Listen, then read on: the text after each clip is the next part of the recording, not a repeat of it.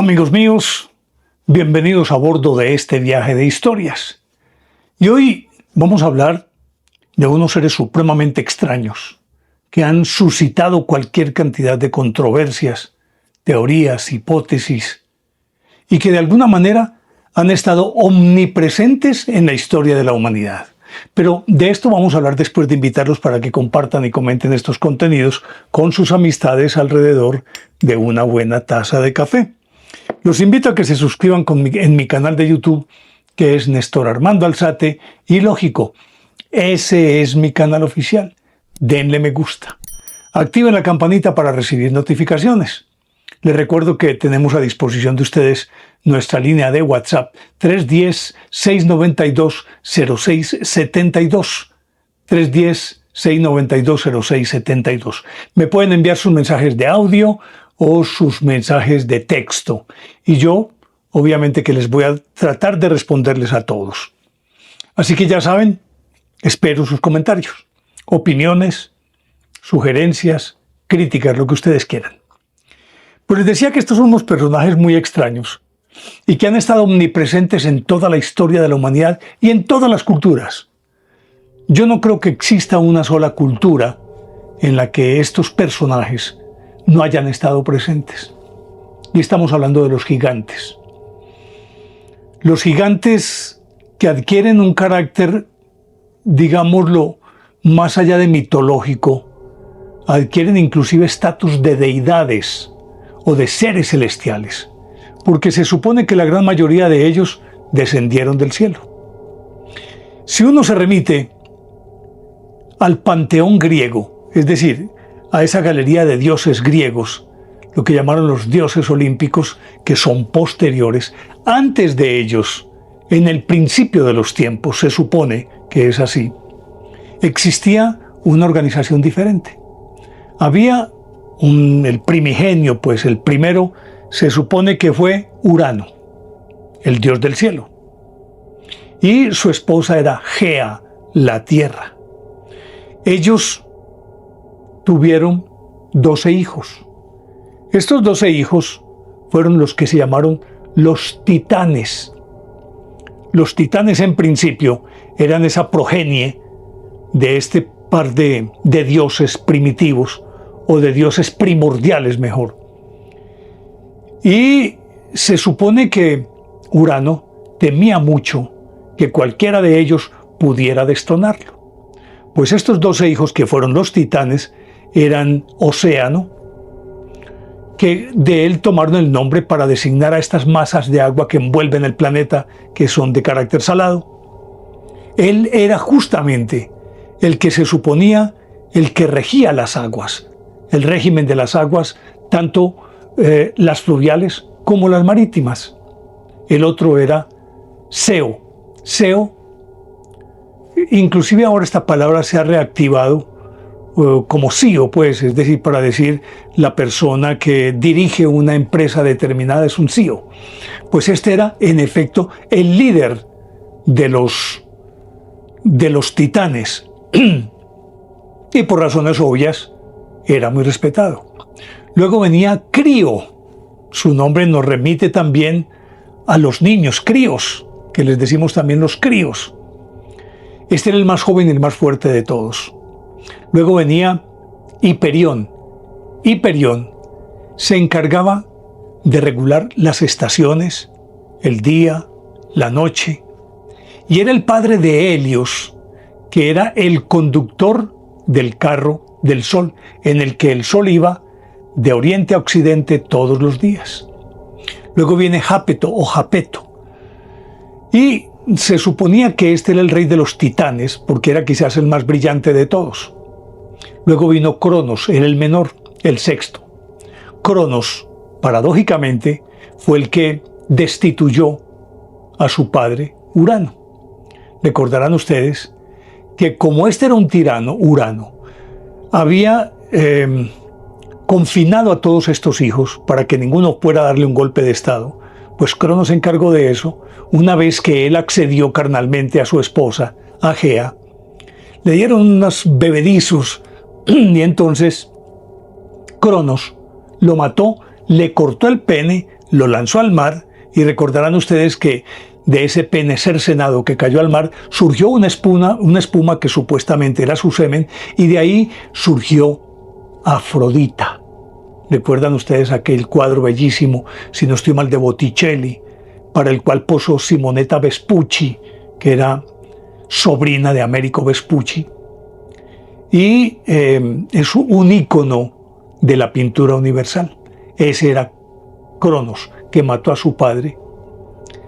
Y él, cuando se casó con su hermana, porque eran seis titanes y 6 titánides mujeres. La una era Rea, con la que se casó Cronos. Entre otras cosas, hago aquí el paréntesis de que su madre Gea, la madre de Cronos, lo maldijo por haber matado a su padre, a pesar de que ella misma propició esto, y entonces le dijo que él a su vez también sería destronado. Pues Cronos se casó con Rea. Luego las otras titánides eran Mnemosine. Ella era la madre de las 9 musas que dirigen el arte, la ciencia, la historia, que es Clio. Bueno, ya ustedes eso es para contarlo en otra oportunidad. Luego estaba la diosa Temis, la titánide Temis, que era una diosa, y la encargada de la justicia. Temis. Pues resulta que esta Temis resultó siendo esposa posteriormente de Zeus. Y luego Tetis. No menciono sino estas 4, las otras 3 no las recuerdo en este momento. Tetis era la que se encargaba del destino de los mortales. Y ella, a su vez, fue la madre del gran héroe griego Aquiles, aquel que era invulnerable y que actuó en la guerra de Troya, y que ella lo hizo invulnerable sumergiéndolo en la laguna Estigia, pero lo cogía del calcañar, y ese fue el punto que quedó vulnerable, y ahí fue donde lo flecharon con una flecha envenenada que lo mató, que se dicen que fue París. Pues bien, ahí están estos titanes. Pero resulta que había otro orden que era el de los cíclopes. Los cíclopes eran gigantes de un solo ojo, y que se supone que con esa mirada ellos podían también matar. Y eran primarios, violentos, eran la antítesis de la bondad y de lo bueno.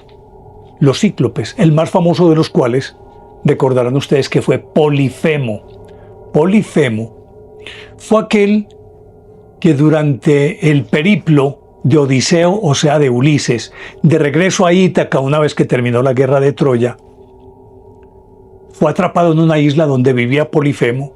Él los hizo prisioneros a él y a sus hombres en una gruta en donde tenía una piara de cerdos, y entonces día tras día se iba comiendo uno de los marineros de Odiseo, o sea de Ulises.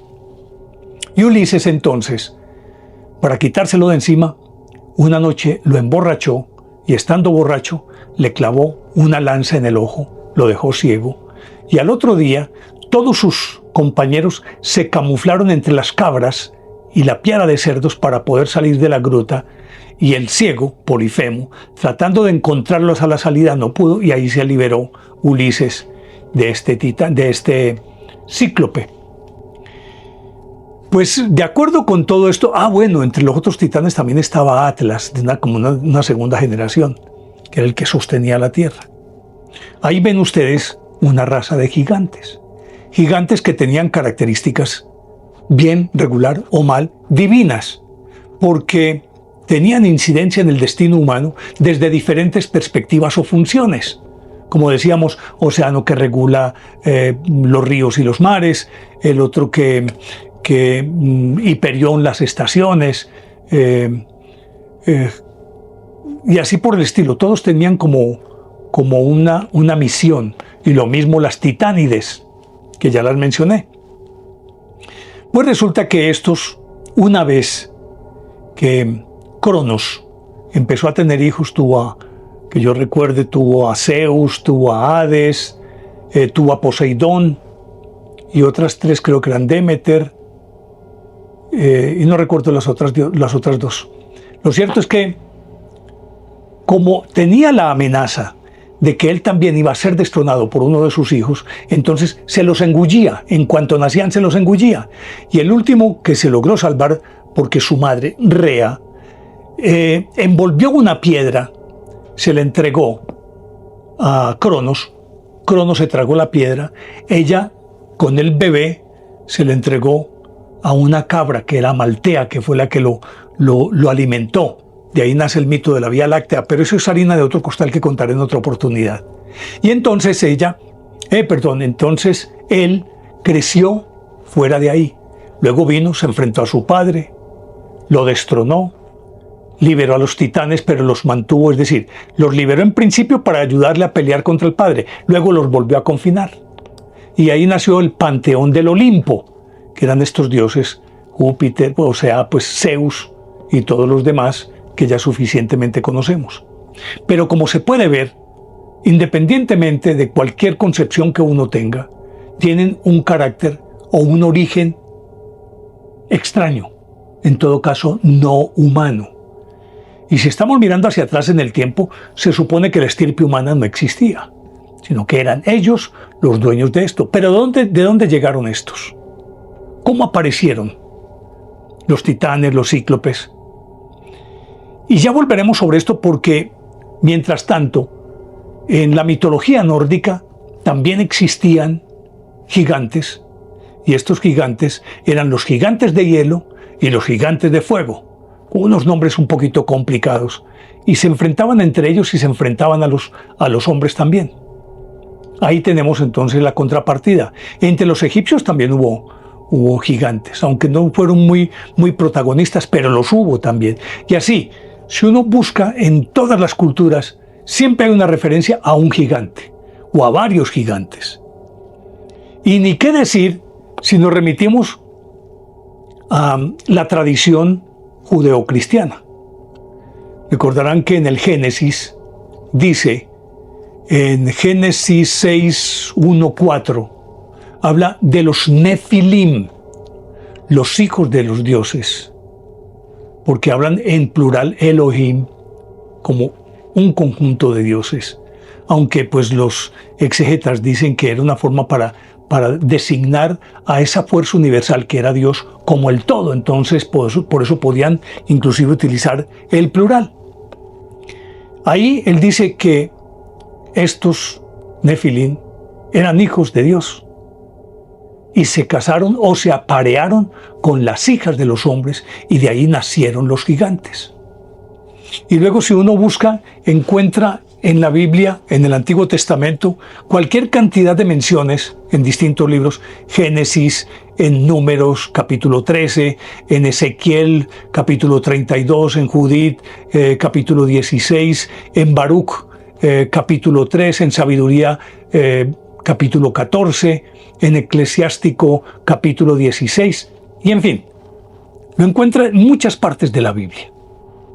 La mención a estos gigantes, a estos Nefilim, que entre otras cosas, Nefilim significa los que hacen caer. Así de sencillo, los que hacen caer o caídos. Y si queremos entenderlo de una mejor manera, nos remitimos entonces al libro de Enoc. Ustedes recuerdan que aquí tenemos un capítulo sobre Enoc, creo que tenemos 2 capítulos sobre Enoc, en el que este patriarca antediluviano cuenta cómo él estuvo paseando por el espacio sideral y fue llevado a varios mundos, se perdió durante varios meses, y entonces él cuenta la historia de qué fue lo que ocurrió realmente. Y era que el Altísimo, como lo designan, había enviado un contingente de 200 de esos seres celestiales que los judeocristianos lo asumen como ángeles, digámoslo de esa manera, en todo caso hijos de Dios. Y los había enviado como facilitadores, digámoslo, como semidioses socializadores.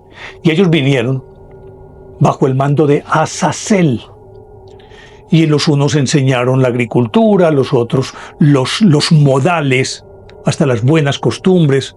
Otros enseñaron tejidos, otros enseñaron cerámica, otros construyeron. Muchos de ellos fueron designados a construir la civilización. Y esto implicaba también hacerlo físicamente, edificios, trazar ciudades y cosas por el estilo. Resulta que estos, al parecer, de acuerdo con lo que sostiene Denis Aurat, si no estoy mal, y Bellamy, otro gran autor estudioso de este concepto. Y un poquito también tomemos lo de Zacarías Sitchin. A ver, un momentito. Sí. Zacarías Sitchin. Que ahí tengo el libro, por eso miro hacia allá, porque aquí puedo ver el lomo del libro y ver el nombre de él, que escribió el 12º planeta y otros que tienen que ver con aquellas civilizaciones sumerias, y particularmente habla de la aparición de una estirpe que ahora se conoce como los Anunnaki, y que al parecer se corresponderían con aquellas figuras de los que menciona Enoc en su libro, que serían esos que vinieron, pero hubo un momento en que ellos, al parecer, de acuerdo con lo que he leído en algunos textos distintos, se sintieron agobiados por su misión y casi que trabajando como esclavos. Y entonces simplemente se rebelaron. Entonces parece que en un cónclave los dioses reunidos dijeron: no, quitémosles esa carga de encima y hagamos que sean estos seres primarios, primitivos, que habitan el planeta, homínidos por demás, que no eran ni siquiera todavía, no eran todavía Homo sapiens, sino que eran más bien unos antropoides. ¿Será que así que les decimos? Creo que sí. Pongámoslo en otros términos más, digámoslo, más populares. Eran unos simios que ya eran bípedos, que tenían un cierto grado, no digamos de inteligencia, pero sí de cierto conocimiento, que los ubicaba entre el estado primitivo de los simios y lo que posteriormente conocimos como los seres humanos. Y al parecer entonces designaron a la diosa del nacimiento, que así se llamaba, para que ella se encargara de crear una raza que fuera lo suficientemente dócil, lo suficientemente fuerte, y que tuviera un conocimiento relativamente básico y primario. Es decir, que su sistema cognitivo no fuera tan desarrollado como el que conocemos hoy. Y entonces al parecer crearon esto de acuerdo con lo que dice Sitchin, y de acuerdo pues con algunas cosas que deja entrever Enoc en su libro. Y es que entonces crearon estos a los que esclavizaron y los mantuvieron ahí esclavizados trabajando para ellos. Y entre tanto aquellos que se habían apareado con las hijas de los hombres, que eran muy hermosas, perdieron su condición de hijos de Dios y se convirtieron físicamente en mortales. Pero mortales depravados, malos, que se dedicaron a saquear los recursos del planeta, a matar todos los animales porque además eran glotones a morir, e inclusive a engullirse los mismos seres humanos. Depravados, malos, enseñaron la maldad a los hombres. Algunos dicen y quieren ver en toda esta alegoría que cuando esta diosa hizo estos seres, ellos ya con cierto estado de razonamiento o de razón pudieron discernir un poco más, y entonces ellos fueron tentados para comer del fruto del bien y del mal. Al parecer un árbol que era la fuente de la sabiduría. No sabemos qué tan alegórico, qué tan simbólico era esto, debe ser. Lo cierto del caso es que entonces estos adquirieron más conciencia. Y ya adquiriendo más conciencia, obviamente que consiguieron cierta autonomía personal y dejaron de ser aquellos esclavos que eran muy manipulables. Y entonces como aquellos habían perdido sus poderes, aquellos hijos de Dios, se suponía que entonces que ellos ya en su condición de mortales tenían que recurrir a la fuerza bruta y a otro tipo de estrategias para poder dominar.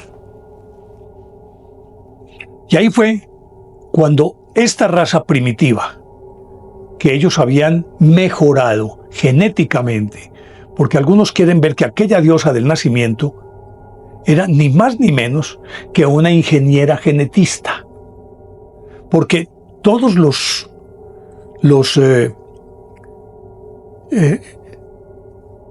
digamos, el tratamiento que le dieron para esta concepción, evidentemente puede uno intuir, entrever que había una manipulación genética.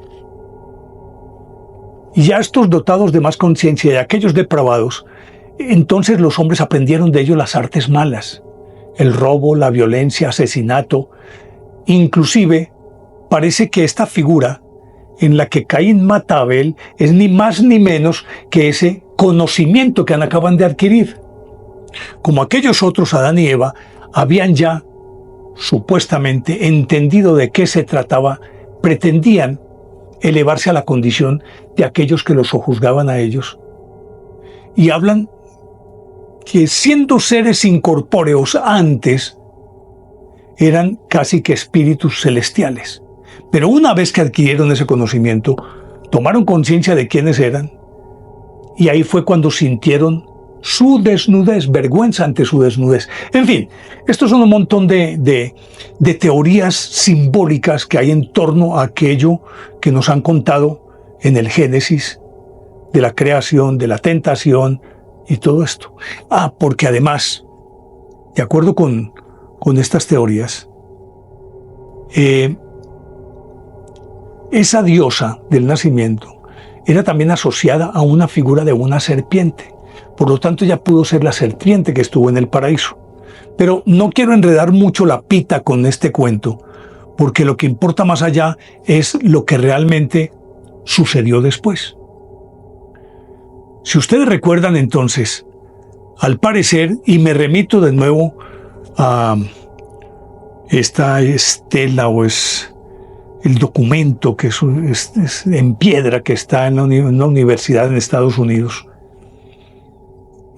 creo que en la Universidad de Filadelfia, narran justamente toda esta saga de cómo ocurrieron estas cosas y cómo aquellos seres dirigieron lo que podríamos entender en un momento dado, algo que le devanó los sesos a todos los estudiosos cuando Charles Darwin planteó el origen de las especies, que veníamos de los primates. Entonces, ¿dónde está el eslabón perdido? ¿Cuál fue el instante o el punto de inflexión o el hecho que detonó la concepción de un ser distinto de aquellos primates u homínidos que podrían haber sido los neandertales para convertirse en lo que conocemos hoy como hombres, o sea, los Homo sapiens? ¿Dónde está esa coyuntura, esa vértebra que une todo el sistema? Para entender que ya no se es un homínido, sino que se es un Homo sapiens. Entonces, como se devanaron los sesos durante tanto tiempo, pensando dónde pudo estar esto, y se han remontado hasta 3 millones de años con George Lackey en la garganta de Old Dubai George, en África, cuando encontraron a la bella Lucy, unos esqueletos de los Homo habilis que ya tenían capacidad para hacer herramientas y encender fuego y que tienen más de 3 millones de años, junto a otros que llamaban los Homo robustus, que simplemente eran primates más avanzados, pero que todavía no solucionaban problemas, no construían herramientas. ¿En dónde está entonces ese eslabón perdido del que nos han hablado tantas veces? No lo encontraban y nunca lo encontraron por ninguna parte. Sin embargo, si nos remitimos ahora a estas teorías, podríamos entender que si hubo esa intervención de esa diosa del nacimiento y de aquellos seres que se aparearon con las hijas de los hombres, y que en ello hubo una intervención genética, una hibridación, entonces podríamos entender que ese es el punto de quiebre entre los homínidos y los humanos. Hasta ahí creo que toda esta historia gira alrededor de que necesariamente hubo unos seres que vinieron de otra parte del universo, digámoslo, extraterrestres, y que llegaron aquí para explotar este planeta, porque podrían necesitar particularmente oro. Hay una teoría según la cual el oro en polvo habría de salvar a su mundo, algo así por el estilo, pero yo creo que son teorías que a la hora de la verdad pues no tienen esa consistencia de cierta verosimilitud, sino que simplemente están en ese terreno de la elucubración, de la hipótesis y de la teoría y nada más. Pero igual vinieron y trataron de llevarse todos los recursos, no se podría entender de otra manera, aunque si ellos, para poder hacer esto, tendrían que permanecer durante mucho tiempo en este planeta, tendrían que hacerlo habitable, y por eso se tomaron la molestia de convertirse, digámoslo, en dioses civilizadores, construyendo ciudades y enseñando a esos seres primitivos que había aquí ciertas normas de comportamiento, tanto en lo moral, en lo ético, como en lo práctico. Y por eso de ahí se derivaría la estirpe de los hombres, justo de esa coyuntura. Hasta hace muy poco tiempo se seguía discutiendo si esto era nada más un embeleco de algunos pseudocientíficos que les habría dado por decir que los extraterrestres estuvieron aquí. Pero encontramos que hay unas pruebas de que por lo menos, independientemente de si eran de origen divino o no, que es lo que se tiene que creer con esta hibridación, hubo gigantes en todas partes. Una sociedad de gigantes que a la hora de la verdad ellos manejaron el planeta. Pero cuando vino esa degeneración de ellos, esa depravación, los dioses reunidos dijeron: acabemos con esto, barajemos y echemos de nuevo. Y en esas entonces propiciaron, mandaron o aprovecharon, supongo yo, desde la perspectiva geológica, orográfica y demás, aprovecharon la coyuntura de una inundación, que fue el gran diluvio, que por lo demás, como lo hemos dicho, y tenemos varios capítulos sobre esto, hay 168 versiones sobre el diluvio en distintas culturas del planeta. El Noa chino, el Deucalión y Pirra de los griegos, y estoy hablando ahora es de aquellos Noé que se encargaron de superar el diluvio, y así por el estilo. Pero enviaron el diluvio simplemente para limpiar el planeta de esos, digámoslo, parásitos o de esos seres desalmados. Simplemente acabaron con todo para echar de nuevo. Sin embargo, ya estaba la simiente de estos seres que somos nosotros. Y por eso, tal vez para salvar esa simiente, vino Noé, que recordemos que entre los sumerios es Utnapishtim, que está en la epopeya de Gilgamesh,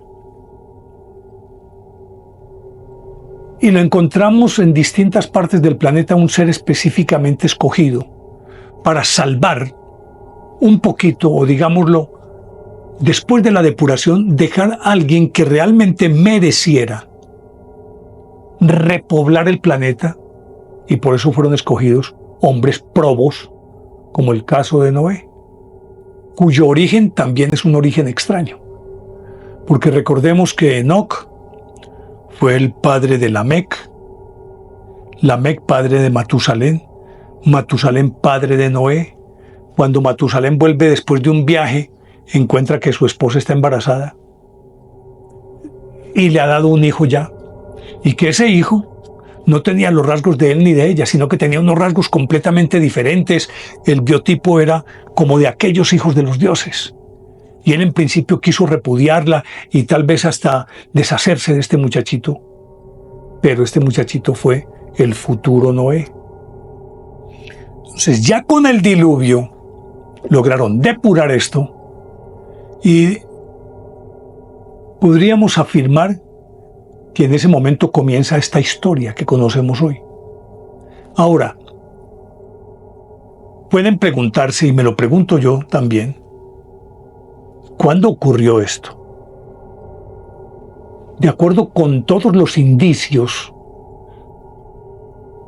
¿recuerdan ustedes un capítulo que tengo yo aquí que dice, o que creo que se llama, todo comenzó hace 10.000 años? Se supone que fue la época en que hubo el diluvio, la última desglaciación. Cuando terminó la última glaciación, vino esta inundación y de ahí supuestamente surgió esta estirpe. Hace unos 10.000 años.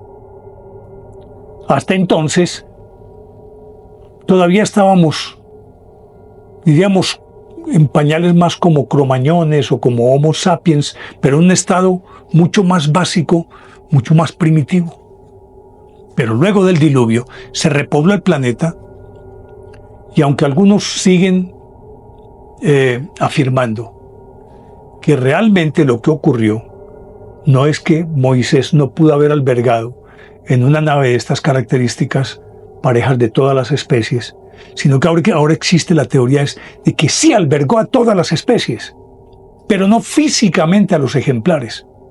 Estamos hablando de una época en la que esto, por supuesto, era inimaginable, pero con el conocimiento que tenemos ahora, podríamos decir que más allá de ser un espacio físico para animales, un espacio especializado para contener el ADN de cada una de esas especies.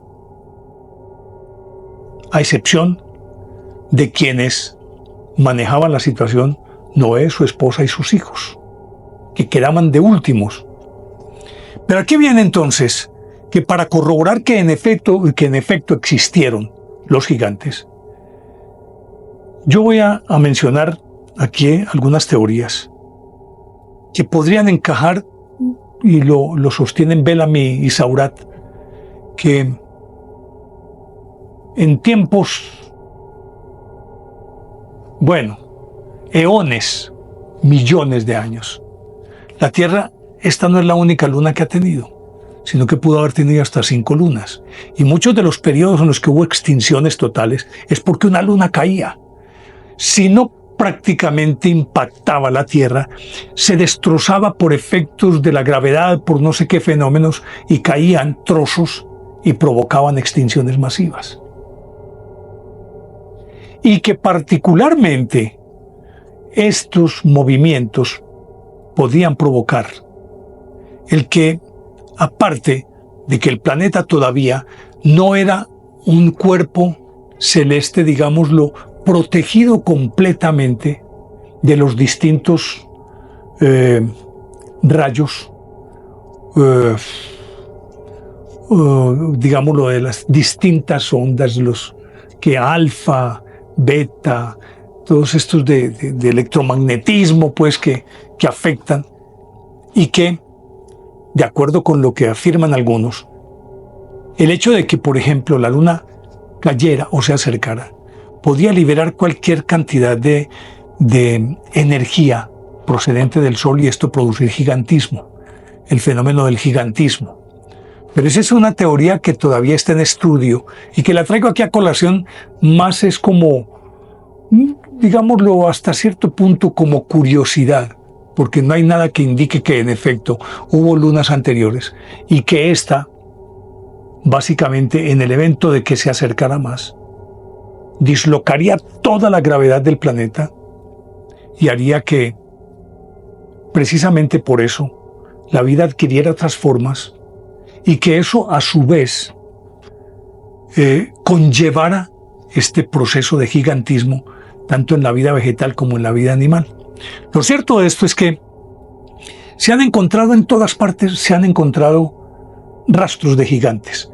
Voy a leer así muy rapidito 2 o 3 segmentos que tengo por aquí en este libro que se llama Tierra sin tiempo. Y miren dónde han sido encontrados. En Gargallán, Filipinas, ha sido descubierto un esqueleto humano de 5 metros con 81 centímetros y huesos de otros seres, seguramente de más de 3 metros. Han sido desenterrados en las regiones sudorientales de la India, también especímenes así. El insigne paleontólogo Pei Wen-chung piensa poder asignarles al menos 300.000 años. Y la misma edad es atribuida a los hallazgos de Agadir, Marruecos, y aquí el capitán francés Lachie Nefrer puso a la luz un verdadero almacén de armas de caza, entre ellas 500 hachas de 2 filos que pesan 8 kilos, es decir, 20 veces más de las que nosotros podemos manejar eficazmente, y que se trata de armas destinadas a individuos dotados no solo de una mayor fuerza física, lo demuestra el hecho de que ni siquiera lograríamos empuñarlas, así fuera a 2 manos, porque hacerlo requeriría manos como las de un gigante que tuviese al menos 4 metros de altura. Eso por ese lado. En Sri Lanka hoy, o sea, la antigua Ceilán, restos de seres de estatura imprecisable, pero alrededor de los 4 metros. En tanto que en Tura, Assam, cerca de la frontera de Pakistán Occidental, encontraba un esqueleto de 3 metros 35 centímetros. Y si nos remitimos a América, encontramos la imagen de los titanes bueno, ya esto pues es lo que corresponde a lo que ya hemos hablado, pero hay otros como los Isdubar caldeos, los Emin hebraicos, los Danava y los Daitias indios, los Rajasa de Ceilán, para no citar más que algunos gigantes que han sido encontrados. Y si nos venimos a América, vamos a encontrar que en América hay muchos más. Y ya tomo de este otro libro que se llama No es terrestre, de Peter Colosimo. Yo veo la página, aquí la tengo. Miren ustedes lo que dicen. Que Heródoto narra, entre otras cosas, en las aventuras de Orestes, el hijo de Agamenón, que iba a Licas, un tal Licas de Esparta, buscándolo a él. En Tegea, una antigua ciudad de la Arcadia, encontró a un herrero que, mostrándole un solar detrás de su casa, le dijo: al excavar un pozo detrás de este descampado, tropecé con un sarcófago de 7 codos de longitud, es decir, 3 metros 25 centímetros. Como me resistía a creer en la existencia de hombres de tan elevada estatura, destapé la caja y vi que contenía un cuerpo de las mismas dimensiones. Y en el Popol Vuh, aquí ya en América, el manuscrito mexicano de Pedro de los Ríos dice, antes del diluvio, que se produjo 4.008 años después de la creación del mundo. Es ese manuscrito, me remito a él. La tierra de Anahuac estaba habitada por socuillisecos, seres gigantescos, uno de los cuales tenía por nombre Xelua, que se volvió un ser mítico de allá y era también un gigante. Y si vamos al sur de América, Antonio Pigafetta, que fue el gran cronista del viaje de Fernando de Magallanes, o sea, la primera vuelta al mundo, habla de la Patagonia, que se llama así porque tenían, según eso, pie muy grande, es una pata, digámoslo de esa manera, enorme. Dice Pigafetta que en junio de 1520 se encontró un hombre que era tan alto que las cabezas de ellos apenas le llegaban a la cintura, y su voz era como la de un toro. Magallanes capturó a 2 de aquellos desmesurados indígenas y los encadenó para enviarlos a Europa. Sin embargo, ambos murieron antes de que la nave atravesara el Ecuador. El mismo Francis Drake, el pirata de su majestad, vio en San Julián en 1578 seres de estatura considerable, 2,5 metros, e indígenas de 3 a 3,60 metros de altura. En 1700, las autoridades españolas de Valdivia hablaron repetidamente de una tribu de seres de casi 3 metros de altura, establecidos en el interior de la Patagonia. Y en 1764, el comodoro Byron, abuelo del célebre poeta inglés, tuvo aún la suerte de encontrarlos en las proximidades del Cabo Vírgenes. Es decir, solamente estoy mencionando unos casos, pero pudo encontrar muchísimos más. Aquí, por ejemplo, en este otro libro, que se llama El retorno de los dioses, también justamente habla de estos gigantes que fueron encontrados en tantas partes. Con esto lo que quiero decir es que, si bien es cierto, cuando nos remitimos a todo esto que les he contado, podríamos pensar que es simple y llanamente mito, que forman parte de mitologías. No, los hechos nos dicen, hubo gigantes. Y hubo gigantes procedentes del espacio exterior. Y para afirmarlo, también, dicen Bellamy, Seurat y otros tantos, todas aquellas estructuras ciclópeas que encontramos en el planeta, dicen que fueron construidas por gigantes. Eso incluye las pirámides, según unas teorías que existen. Tiahuanaco. Difícilmente, dicen, alguien de una estatura normal pudo haber construido esto. Yo no sé qué tanto sea cierto esto, porque ser más grande, ser más alto o menos alto, no significa que no pudiera manejar volúmenes enormes, porque para eso está la inteligencia y los recursos para solucionar los problemas que no tengan necesariamente que echar mano de la fuerza física de los individuos. Pero hablan de Baalbek, construido por gigantes, las cuevas de Malta, los túneles que hay bajo el Pacífico, Stonehenge, Karnak y otros tantos estructuras monumentales ciclópeas, que a decir de estos entendidos podrían haber sido construidas por esos seres míticos, hijos de los dioses, que descendieron aquí y simplemente prepararon el terreno para que muchos más vinieran, y dentro de ese entorno cabría perfectamente el desierto de Nazca, con sus figuras, que son de por sí figuras de 180 a 200 metros. Todo esto porque se entendería que seres de esa estatura tendrían que ver esto con otros ojos, obviamente. Tendrían que verlo desde la estatura de ellos y construir de acuerdo con la concepción que ellos podrían tener de cualquier edificación que fueran a hacer. Pero esto no es más que una teoría. Lo cierto es que indiscutiblemente existieron los gigantes, que los primeros que se aparearon con las hijas de los hombres habrían sido los padres de esos gigantes, aquellos hijos de los dioses. Y de ahí pues ya vinieron todos estos humanos gigantes que degeneraron el planeta y que tuvieron que ser exterminados o eliminados con el diluvio universal. Quería contarles esta historia porque creo que no podemos seguir pensando que somos los únicos y que aquella figura que nos dice la Biblia de los Nefilim no está tan descaminada ni tan lejos de una realidad que hemos entendido como una alegoría, pero que en el trasfondo tiene una consistencia física comprobable, bien, regular o mal. Llegamos al final, así que a ustedes muchísimas gracias. Espero que les haya gustado esta historia. Y como siempre les dejo la inquietud, ¿les parece lógica o ilógica esta historia? Son ustedes quienes deciden. Y los espero en el próximo episodio, que con seguridad será fascinante. Chao.